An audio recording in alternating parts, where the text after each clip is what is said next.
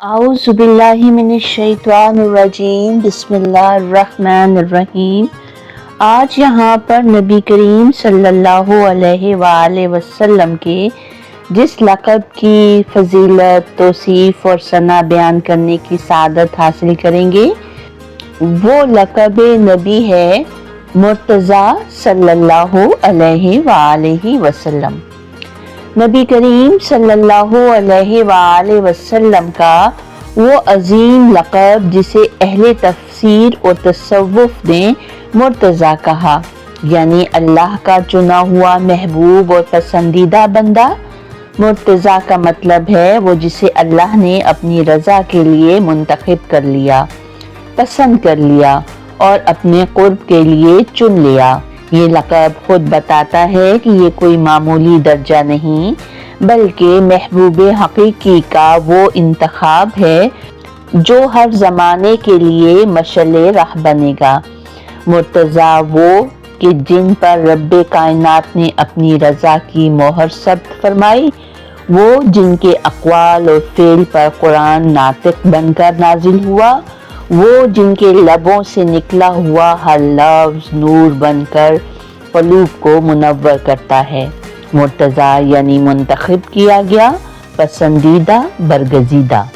और ये इंतखाब न इंसानों का था न फरिश्तों का, बल्कि रब्बे ज़ुल जलाल का था, जो दिलों के हाल जानता है। वो मुर्तज़ा जिनका इख़लाक़ खुल्क़े अज़ीम कहलाया, वो मुर्तज़ा जिनके चेहरे मुबारक से नूर छलकता था, अंधेरों को उजाले में बदलने वाला। वो मुर्तज़ा जिनकी ज़बान पर रब की हिकमत, दिल में उम्मत की शफ़क़त और निगाह में इंसानियत की फलाह थी। वो मुर्तज़ा जिनके सदक़े ज़मीन और आसमान को बक़ा मिली, वो जिनके सबब रहमत का दरिया बहा। मुर्तज़ा सल्लल्लाहु अलैहि वसल्लम वो हस्ती हैं जिन्हें रब ने हर कमाल अता फरमाया। ज़बान से निकला कलमा शरीयत की बुनियाद बना, कदमों की चाप उम्मत की रहनुमाई बनी और निगाहों का इशारा रब की तरफ बुलाने वाला सीधा और सच्चा रास्ता बना। ग़ज़वाए उहद के दिन ज़ाहिरी तौर पर मुसलमानों के लिए कठिन तरीन दिनों में से एक था। नबी करीम सल्लल्लाहु अलैहि वसल्लम ज़ख्मी हुए, दांत मुबारक शहीद हुआ, खून रुखसारों से बहने लगा। सहाबा इकराम रिज़वानुल्लाह अलैहि अजमाइन की जमात बिखर गई। हज़रत हमज़ा रज़ी अल्लाह ताला अन्हो शहीद कर दिए गए और दुश्मन ने हर मुमकिन कोशिश की कि आप सल्लल्लाहु अलैहि वसल्लम को शहीद कर दे। इन सख्त तरीन लम्हों में नबी करीम सल्लल्लाहु अलैहि वसल्लम ने ना सिर्फ सब्र व इस्तकामत का पहाड़ बनकर अपनी क़यादत का सबूत दिया, बल्कि ऐसी रज़ा का मुज़ाहरा फरमाया जो सिर्फ मुर्तज़ा का मकाम रखने वाले ही दिखा सकते हैं। सहाबा ने अर्ज़ किया, या रसूलल्लाह, मुशरिकीन ने जो कुछ किया इन पर बद्दुआ फरमाइए। आपके चेहरे पर दुख के आसार थे, आँखों में आंसू थे, मगर ज़बान से जो कलमा निकला वो तारीख़ की सबसे नरम दुआ थी, अल्लाहुम्मा अग़फ़िर ली लिक़ौमी फ़अन्नहुम ला यअलमून। ए अल्लाह, मेरी कौम को माफ़ फरमा दे क्योंकि वो जानते नहीं। यहाँ वो रसूल नज़र आते हैं जो अपनी कौम की बदसलूकी के जवाब में इंतकाम नहीं दुआ करते हैं, जिन्होंने अपने दांत शहीद करवाए, जिस्म पर ज़ख्म उठाए, मगर दिल में बुग़्ज़ नहीं बल्कि उम्मत की बख्शिश की तमन्ना है। ये वही मुर्तज़ा हैं जिनके दिल में अल्लाह की रज़ा है और ज़बान पर उम्मत की निजात की दुआ। सहाबा इकराम रज़ी अल्लाह जिन्होंने नबी करीम सल्लल्लाहु अलैहि वसल्लम की ज़िंदगी के लम्हा लम्हा को अपनी आँखों से देखा, इनके दिलों में मुर्तज़ा सिर्फ लक़ब नहीं, हकीकत क़ल्बी माना जाता था। सहाबा इकराम के लिए नबी करीम सल्लल्लाहु अलैहि वसल्लम मुर्तज़ा यानी अल्लाह के पसंदीदा सिर्फ ज़बान का कलमा नहीं बल्कि ईमान का मरकज़ था। वो यकीन रखते थे कि हमने जिसे अपना नबी माना है वो अल्लाह का चुना हुआ महबूब और रज़ा याफ्ता बंदा है। इसकी रज़ा में अल्लाह की रज़ा है, اسی لیے حضرت ابو بکر صدیق رضی اللہ تعالیٰ عنہ نے وفات نبوی کے وقت فرمایا، جو محمد صلی اللہ علیہ وآلہ وسلم کی عبادت کرتا تھا وہ جان لے کہ محمد وفات پا چکے ہیں، اور جو اللہ کی عبادت کرتا ہے وہ زندہ ہے اور کبھی نہیں مرے گا۔ یہ جملہ بتاتا ہے کہ نبی کریم صلی اللہ علیہ وآلہ وسلم کو صحابہ نے اللہ کے قرب اور رضا کا مظہر مانا، اور اسی لیے ان کا ایمان مضبوط رہا۔ حضرت علی شیر خدا کا قول ہے کہ ہم نبی کو اللہ کی رضا کا آئینہ دیکھتے تھے۔ حضرت علی شیر خدا نے فرمایا، جب بھی ہم پر کوئی مصیبت آتی ہم نبی کریم صلی اللہ علیہ وآلہ وسلم کے چہرے کو دیکھ کر سکون پاتے، کیونکہ وہ ہمیں اللہ کی رضا کی نشانی لگتے تھے۔ یہ ان کے دل کی گواہی ہے کہ نبی کریم صلی اللہ علیہ وآلہ وسلم کے وجود میں اللہ کی رضا کا عکس دکھائی دیتا تھا۔ حضرت عمر رضی اللہ تعالیٰ عنہ فرماتے تھے، میں نے کبھی اپنی مرضی کو نبی کی مرضی پر نہیں رکھا، کیونکہ میں جانتا تھا کہ ان کی رضا میں اللہ کی رضا ہے۔ یہی وہ عقیدہ تھا جو صحابہ کو ہر حکم پر لبیک کہنے پر آمادہ کرتا، خواہ وہ جتنا بھی مشکل ہو۔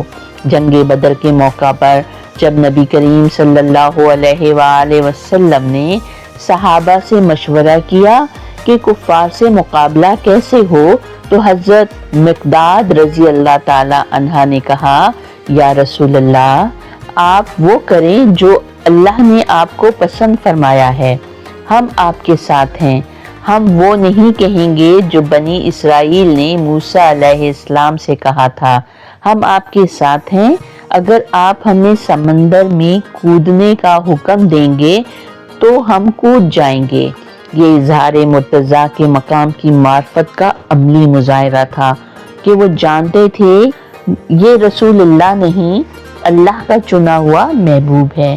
اہل تصوف کے ہاں بھی مرتضیٰ یعنی اللہ کے چنے ہوئے پسندیدہ رضا یافتہ محبوب ایک بسیار بلند اور روحانی مقام کا حامل لقب ہے، جو نبی کریم صلی اللہ علیہ وآلہ وسلم کے قرب الہی، فنا فی اللہ اور بقا باللہ کی کیفیت کو ظاہر کرتا ہے۔ صوفیہ کہتے ہیں کہ المرتضیٰ وہ ہے جسے رب نے خود چنا، اپنے قرب کے لیے پسند کیا اور اپنی رضا میں فنا کر دیا۔ یہ صفات بتاتی ہیں کہ نبی کریم صلی اللہ علیہ وآلہ وسلم صرف نبی نہیں بلکہ مکمل مظہر رضائے الہی ہیں۔ شیخ اکبر ابن عربی رحمۃ اللہ فرماتے ہیں، المرتضیٰ وہ ہوتا ہے جس کے ہر فعل میں اللہ کی رضا بولتی ہے اور وہ خود اللہ کی رضا کے لیے خاموش ہوتا ہے۔ اہل تصوف نبی کریم صلی اللہ علیہ وآلہ وسلم کے اس نام کو روحانی نسبت کی علامت سمجھتے ہیں، خصوصاً چشتیہ، قادریہ، نقشبندیہ، سہروردیہ سلسلے اس لقب کو نقطۂ عشق تصور کرتے ہیں۔ حضرت خواجہ معین الدین چشتی رحمت اللہ فرماتے ہیں، جس دل میں مرتضیٰ کی محبت نہیں وہ ولایت کا امیدوار نہیں ہو سکتا۔ صوفیہ کے نزدیک فنا فی الرسول کا مطلب ہے کہ انسان اپنے آپ کو نبی کریم صلی اللہ علیہ وآلہ وسلم کی ذات اقدس میں روحانی طور پر گم کر دے، اور یہ مقام تب ہی حاصل ہوتا ہے جب سالک دل سے مان لے کہ وہ جو رب کو سب سے زیادہ پسند ہے، میں اسی سے عشق کرتا ہوں، اسی کے اخلاق اپناتا ہوں اور اسی کی پیروی میں فنا ہو جاتا ہوں۔ یعنی مرتضیٰ کو اپنا مقصد محبت اور اطاعت بنانا فنا فی اللہ کی راہ کا زینہ ہے۔ قرآن کریم میں اگرچہ لفظ مرتضیٰ صراحتاً نہیں آیا، لیکن معنوی اور صفاتی طور پر مفسرین نے بہت سی آیات کی تفسیر میں اسے نبی کریم صلی اللہ علیہ وآلہ وسلم کے لیے استعمال کیا ہے۔ ارشاد ربانی ہے، اللہ ان سے راضی ہو گیا اور وہ اللہ سے راضی ہو گئے۔ مفسرین کہتے ہیں کہ یہ آیت نہ صرف صحابہ کے لیے ہے، بلکہ اول ترین اور اکمل ترین مظہر اس کی نبی کریم صلی اللہ علیہ وآلہ وسلم ہے۔ علامہ زمخشری کشاف میں اور امام رازی تفسیر کبیر میں لکھتے ہیں، جو شخص اللہ کی رضا کا سب سے کامل مظہر ہے وہ محمد صلی اللہ علیہ وآلہ وسلم ہیں، اور یہی اصل مرتضیٰ ہیں۔ سورۃ الطٰہٰ آیت نمبر 13 میں ارشاد ربانی ہے، اور میں نے تجھے چن لیا ہے، پس سن جو وحی کی جاتی ہے۔ یہ اصل میں حضرت موسیٰ علیہ السلام کے لیے ہے، مگر مفسرین کہتے ہیں کہ یہ آیت عمومی سنت الہی کو ظاہر کرتی ہے، اور نبی کریم صلی اللہ علیہ وآلہ وسلم اس سنت کے اعلیٰ ترین مظہر ہیں۔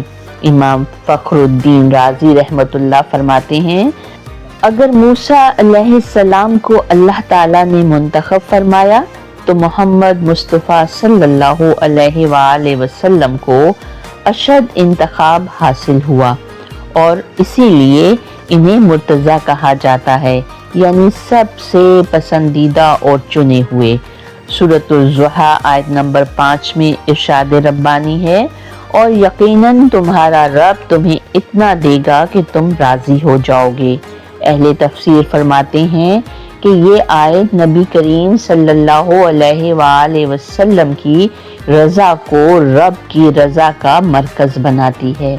امام قرطبی، طبری اور ابن کثیر میں لکھتے ہیں، یہ آیت دلیل ہے کہ نبی کریم صلی اللہ علیہ وآلہ وسلم اللہ کے ہاں سب سے زیادہ رضائے یافتہ یعنی مرتضیٰ ہیں، کیونکہ ان کی رضا کو رب نے اپنی عطا سے وابستہ کر دیا۔